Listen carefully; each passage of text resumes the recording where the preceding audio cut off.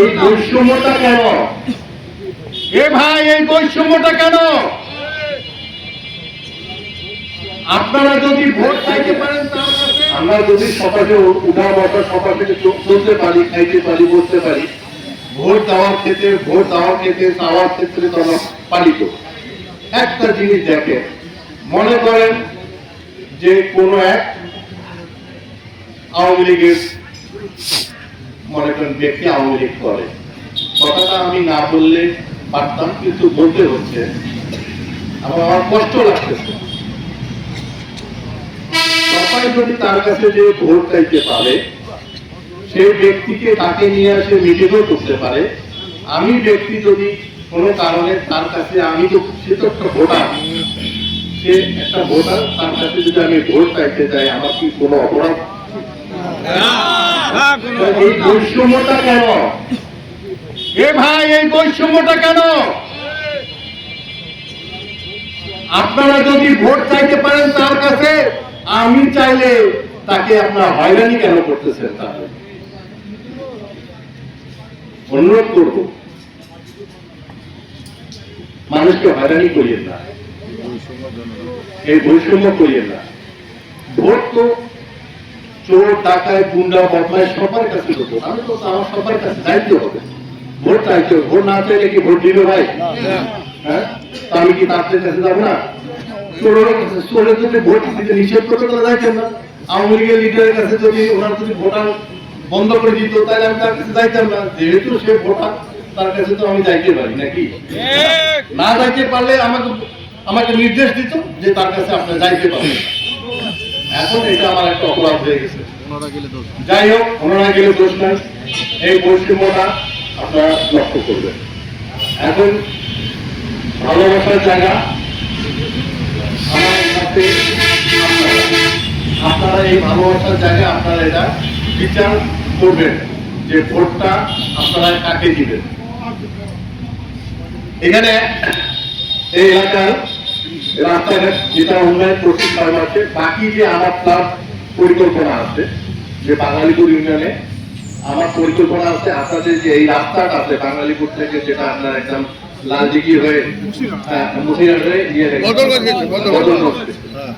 এবং রংপুর পর্যন্ত এই রাস্তাটা যাতে একটা রাস্তা বাইর হয়ে যায়।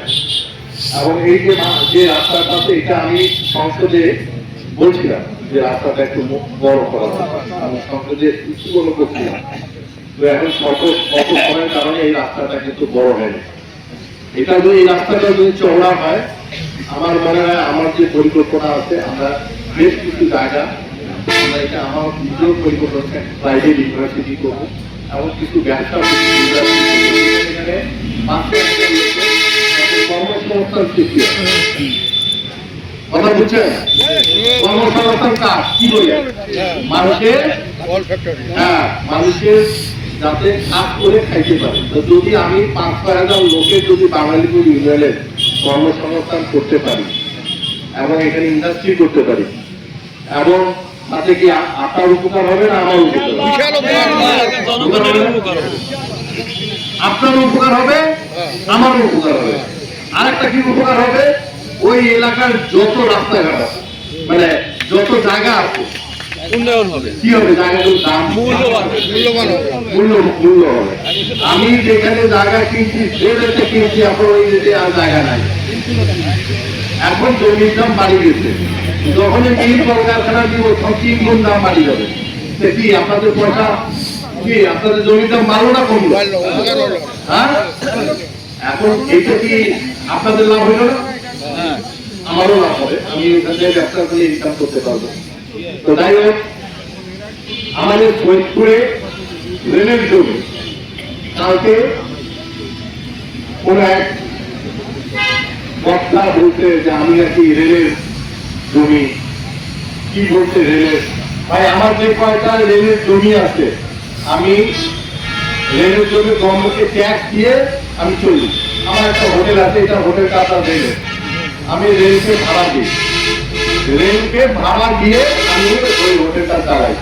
আমার আরো কিছু জমি আছে রেলের 25 একরের মধ্যে, আমি পরিষেবায় ভ্যাট দিই, কোন সময় হোল্ডিং ট্যাক্স দিই, এবং কোন সময় 25 একরের জমি যেটা ওরা একটা ভাতা নেয়, ভাতা বলতে জ্ঞান খাজনা নেয়, সেই খাজনাটা আমি প্রতি বছরে বছরে স্কোয়ার ফিট হিসাবে দিই।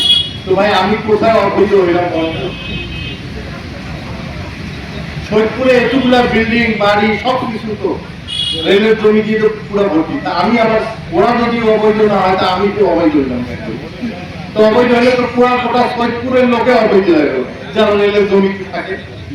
কথাটা নোট করেন, আপনারা কথাটা নোট করেন। যদি সবাই যদি রেলের জমিতে থাকে, আমি সিটিক যদি যার জমিতে থাকি, তা আমি অবৈধ হয়ে গেলাম, তাহলে ওরাও তাইলে অবৈধ। তাহলে ওদের প্ল্যান প্রোগ্রাম কি? ওরা যদি ক্ষমতায় আসে, রেলের জমিতে যারা বসবাস করতেছে তাদেরকে হয়রানি করবে, তাদেরকে হয়রানি করবে, এটা মাথায় রাখেন। তার ইঙ্গিত এখনই বোঝা যাচ্ছে তাদের ভাষা দেখে, তাদের ভাষা দেখে বোঝা যাচ্ছে যারা রেলের জমিতে বসবাস করবে তাদেরকে তারা হয়রানি করবে। তার ইঙ্গিত আমরা এখনই বুঝতে পারতেছি। তো যাই হোক, সাধারণ মানুষ সৈয়দপুরের মানুষ সবাই কিন্তু কর্ম করে খায়। এলাকার ডেভেলপমেন্ট যাতে হয়, রাস্তাঘাটে যে ভালো হয়, এটার জন্য আমি সৈয়দপুর আপ্রাণ চেষ্টা করতেছি। এখানে আপনার সৈয়দপুরটা ডেভেলপ হোক, এটা কি আপনার চান না? বড় বড় বিল্ডিং হোক, রেলের জমিতে অনেক বড় বড় বিল্ডিং হোক, এলাকার উন্নয়ন হোক, এটা তো সবাই চায়। অনেকে কয় ভাই কেন বিল্ডিংটা হয়েছে, অমুক হয়েছে কেন, তমুক হয়েছে কেন, রেলটা অবৈধ অমুক। ভাই এখন যদি বিল্ডিং হয়, ব্যবসার প্রতিষ্ঠান কোথায় হবে? এবং শোনেন একটা জিনিস, আপনাদের এই যে পাশ দিয়ে যেটা আন্তর্জাতিক বিমানবন্দর আছে, এই বিমানবন্দরটা নিয়ে আমি অনেকবার সংসদে কথা বলছি। এটা আন্তর্জাতিক বিমানবন্দর হয়ে গেলে এই বাঙ্গালপুর ইউনিয়নের কি অবস্থা হবে আপনারা জানেন? হ্যাঁ, কি হবে? 1 শতক জমির দাম কত হবে আপনারা হিসাব করছেন? তো এইটার জন্য আমি কেন আপনার চেষ্টা করছি, কেন আমি সংসদের মধ্যে বারবার কথা বলছি, এটার কাজ কিন্তু আমি না হলে 40% কাজ আগায় নিয়ে আসছিলাম। 40% কাজ আগায় নিয়ে আসছিলাম। আমি বিশ্বাস করবেন কি করবেন, আমি 40% কাজ আগায় নিয়ে আসছিলাম। এটা আন্তর্জাতিক বিমানবন্দর হইতো। আমি সেই সময় আমরা কয়েকটা এমপি মিলে আমরা গেছিলাম প্রধানমন্ত্রীর কাছে যে এটা আমাদের মন্ত্রীর এবং সবচেয়ে হলো গুরুত্বপূর্ণ পয়েন্ট। এখানে সৈয়দপুর যদি আপনার আন্তর্জাতিক এয়ারপোর্ট হয়, তাহলে ভৌগোলিক কারণে এই এলাকাটা ডেভেলপমেন্ট হয়ে যেত এবং আন্তর্জাতিক হওয়া খুবই জরুরি। তো আজকে এই সমস্ত উন্নয়ন করা পরিকল্পনা থাকতে হবে, রেলের জমি পরিকল্পনা থাকবে, রেল হাসপাতাল নাই, ভালো হাসপাতাল নাই আমাদের সৈয়দপুরে। আমি 250 শয্যা হাসপাতাল করার জন্য রেল মন্ত্রীকে নিয়ে আসছিলাম। হ্যাঁ, আপনার না, আপনার স্বাস্থ্যমন্ত্রীকে নিয়ে আসছিলাম হসপিটালের জন্য, স্বাস্থ্যমন্ত্রী নিয়ে আসছিলাম যাতে আমাদের 100 শয্যা থেকে 250 শয্যা বিশিষ্ট করা হয়। সেটাও মানে একদম পুরোপুরি কাগজপত্র সবকিছু কমপ্লিট হওয়ার পথে ছিল। এটা যদি আমি আরো 4-5 মাস খাটতাম পিছনে, তাহলে 250 বেড হয়ে যেত। পিছনে আর কিছু এক্সটেনশন হইতো, জায়গা ছিল, এবং এই পরিকল্পনা তাদেরকে ডিজাইন পর্যন্ত আমার করা ছিল। আমি কিছু টাকা হসপিটালের জন্য বরাদ্দ নিয়ে আসছিলাম। তো যাই হোক, আজকে এই যদি হাসপাতালটা হইতো, তাহলে এই এলাকার মানুষের স্বাস্থ্য সেবা পাইতো না।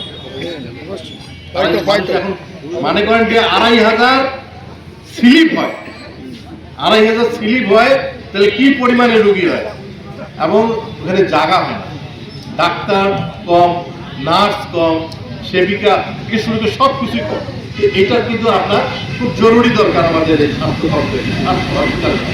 তো আজকে বিশেষ করে আমাদের যেহেতু আমাদের এরিয়া, আমার কনস্ট্রাকশন এরিয়া সৈয়দপুর কিশোরগঞ্জ, এই সৈয়দপুর কিশোরগঞ্জে আমরা সৈয়দপুর টু কিশোরগঞ্জের একটা রাস্তা একসঙ্গে রাস্তা করে দেওয়ার প্ল্যান করলাম, মানে ডাইরেক্ট সৈয়দপুর থেকে কিশোরগঞ্জ যাতে আমরা যাইতে পারি সেটার একটা রাস্তা আছে। সেটা হাজারিহাট দিয়ে আপনারা কি জায়গাটা বলে নিতাই হয়ে, নিতাই থেকে হাজারি দিয়ে একটা রাস্তা, কাঁচা রাস্তা আছে এখন আপাতত, কিন্তু এটা মানে সংস্কার করে বড় করে এই রাস্তাটা যদি সৈয়দপুর থেকে ডাইরেক্ট যদি এই কিশোরগঞ্জ থেকে হয়, তাহলে অর্থনীতির দিক দিয়ে আমাদের সৈয়দপুর আরো ডেভেলপ হবে। তখন কিশোরগঞ্জের লোক সৈয়দপুর থেকে আসে বাজার করবে, করবেন এখানে তারা যদি এখানে আসে এই খরচ করে তাতে কার লাভ? তোমরা এখন খরচ করে রংপুর হচ্ছে করে না, রংপুর যে খরচ করে, আর এই রাস্তাটা যদি ডেভেলপ করে দিতে পারি তাতে কি সৈয়দপুরে ইনকাম বাড়বে না? সৈয়দপুরে ইনকাম যদি বাড়ে, সরকার যদি বেশি ভ্যাট পায়, তাহলে না আমার সৈয়দপুরে উন্নয়নের জন্য টাকার বরাদ্দ দিবে। আমি তো সংসদে উঠে বলছিলাম যে আমাদের রংপুর, যেটা রংপুর বিভাগ কর ভ্যাটের জন্য সর্বশ্রেষ্ঠ প্রথম স্থান, কেন রংপুর বিভাগকে কোনো বরাদ্দ দেওয়া হইল না? আমি কিন্তু এটা নিয়ে সংসদে ফাইট করছি, রংপুর বিভাগে বরাদ্দ দিবে না কেন? আমরা যদি ভ্যাট ট্যাক্স বেশি দিই, সবার প্রথম থাকি, তাহলে আমার রংপুর বিভাগ কেন ভ্যাট ট্যাক্সের উন্নয়নের থেকে বঞ্চিত হবে? তো যাই হোক, এই সমস্ত কথাবার্তা বলতে হবে। যদি আপনি না নিয়ে আসতে পারেন, বলতে না পারেন, তাহলে কিন্তু কাজ হবে না। আজকে বলতে পারছি, বলেছি, বিধায় কিছু কাজ আমি নিয়ে আসতে পারছি। তো যাই হোক, সময় মনে হয় 8টা পার হয়ে গেছে। তো এখন আমার তো ভাই 2-4 মিনিট সময় দেন, আপনাদের কাছে যে সমস্ত কথা বলবো আমার মনের কথা। আমার তো ভোটও দাঁড়িয়ে দেয় না, জানতে শুনছেন তো, মামলা টামলা অনেক কিছু করছে, শেষমেশ লাস্ট অনেকের আপিল টাপিল করিয়া এসে ঢাকা কমিশনার পর্যন্ত নিয়ে গেছে, নির্বাচন কমিশন পর্যন্ত। আল্লাহর হুকুম ছিল, আমি নির্বাচিত হয়েছি। এখন পর্যন্ত চেষ্টা করছে শিক্ষিত ক্যাম্পগুলি বাদ দেওয়া যায়। তো আপনারা কি বাদ দিবেন পাইবেন?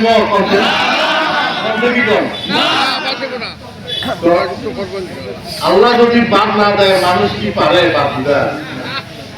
তো যাই হোক, আমি আপনাদের দোয়া আছে বিধায় আমি এত দূর আসতে পারি, এটা সত্য কথা বলতে।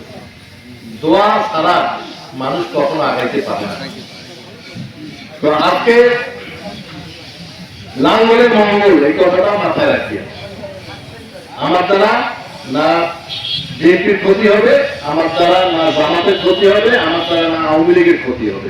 আমি এমন একটা জায়গায় আছি, সবাই আমাকে ভোট দিয়ে জয়যুক্ত করেন, সবার জন্য মঙ্গল, সবার জন্য মঙ্গল, এটা মাথায় রাখেন।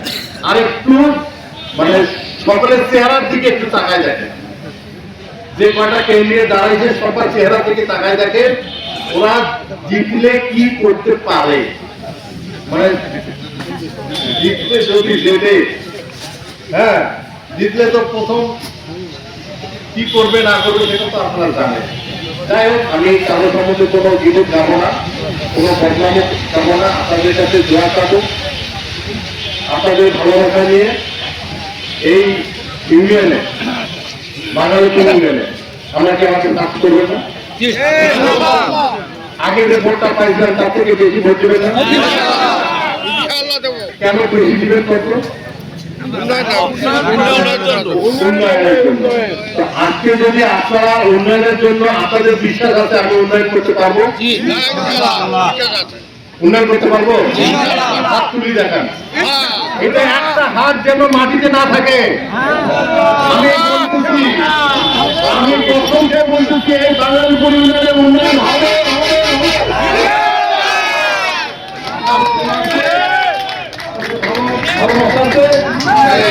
পরিশেষে লাঙ্গলের মঙ্গল, লাঙ্গলের জয় হোক, সৈয়দপুর কিশোরগঞ্জবাসীর জয় হোক। সবাই ভালো থাকেন, সবাই ভালো থাকেন। পরিশেষে আপনাদের ভালোবাসা যে পাইছি এই বাঙালিপুর ইউনিয়নে, এখানে তো আমার বাড়ি হয়ে ভালো নাকি? আসলে বিশ্বাস করবেন, আমি আমার গ্রামের বাড়ির পোতাটা নিতে আমার খুব ভালো লাগে। এখানে অনেক লোক, এই এলাকায় অনেক লোক আমার এখানে সংস্থানের সঙ্গে আছে। তো আমি, আমার কাছে কেন জানি মনে হয় এই বাঙালিপুর ইউনিয়নে মনে আমার বাড়ি। এখানকার লোকের আমার প্রতি একটা এমন টান, হ্যাঁ, এবং এমন ভাবে মানে থাকি, মানে বাঙালিপুর ইউনিয়নের লোকের সঙ্গে। হ্যাঁ, আমি যদি রাত্রেবেলা কোনো কারণে এই যে 1টা-2টার সময় হয়তো গাড়িতে একটু আসলাম, কোথাও গেছি, এখানে আসলাম, চা খাওয়া নিয়ে আসলাম, মনে হয় 2টা বাজে পুরো এলাকার লোক আসি কেন করে চেয়ার পায় পুরো লোক আসি ঘিরে নেয়। আমি মন থেকে সত্যি কথা বলতেছি, আমার মনে হয় যে এই বাংলাদেশে আমার গ্রামের বাড়ি হওয়া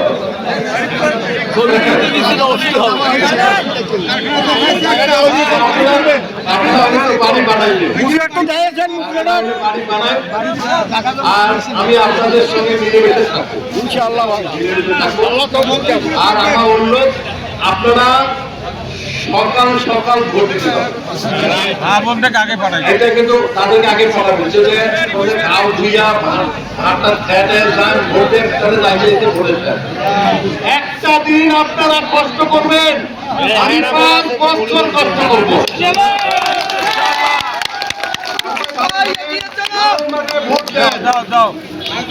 দোয়া করেন। আসসালামু আলাইকুম।